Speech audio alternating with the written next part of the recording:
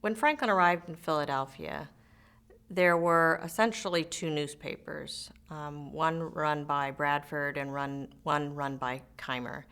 And Franklin thought they were both pretty pathetic papers. So he set about ultimately to create a paper that was much more interesting to read and that would eclipse his competitors.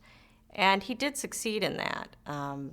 The newspapers that existed tended to recycle information from other papers, generally from London, and in one case, even just to reprint entries from an encyclopedia.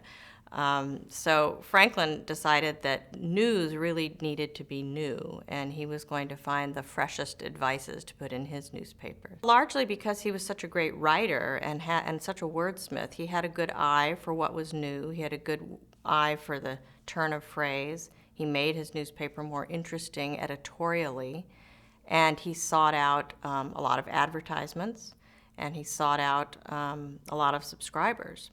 So his paper was just a much more dynamic, interesting paper. He would also rush to the docks whenever boats would arrive with news from England, and he would try to be the first person to get at that news and to print it.